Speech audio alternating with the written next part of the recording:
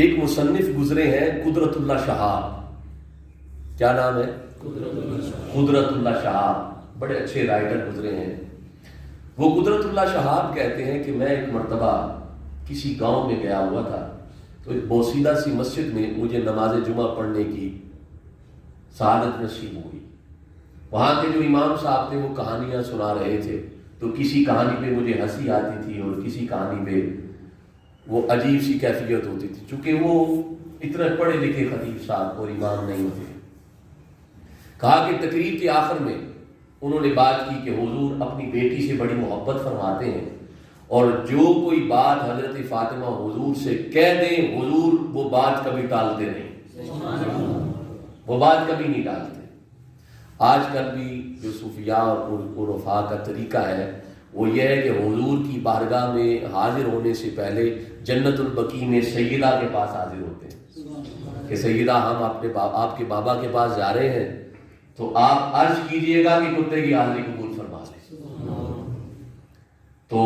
یہی معاملہ ہوا۔ کہتے ہیں جب میں نے یہ سنا کہ حضور اپنی بیٹی سے محبت کرتے ہیں، کہا کہ میرے دل میں خیال آیا کہ جتنا امام صاحب کہہ رہے ہیں کہ حضور اپنی بیٹی سے محبت کرتے ہیں، حضور اس سے زیادہ اپنی بیٹی سے محبت فرماتے ہوں گے۔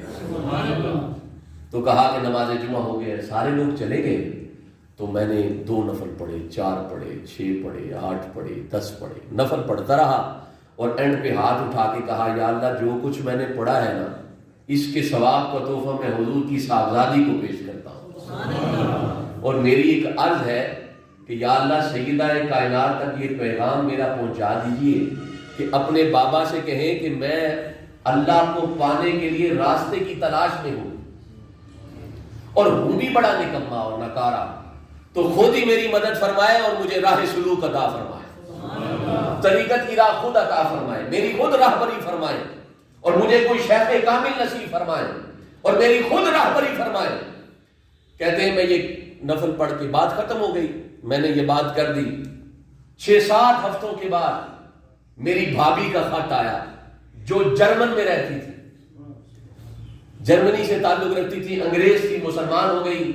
صوم و صلات کی پابند ہو گئی، ہر لحاظ سے گناہوں سے بچنے والی تھی۔ تو ان کا خط آیا، جب ان کا خط پڑا تو میرے پاؤں کے نیچے سے زمین نکل گئی اور آنکھ چھم چھم برسنے لگی۔ خط انگلش میں تھا اور اس خط میں یہ لکھا تھا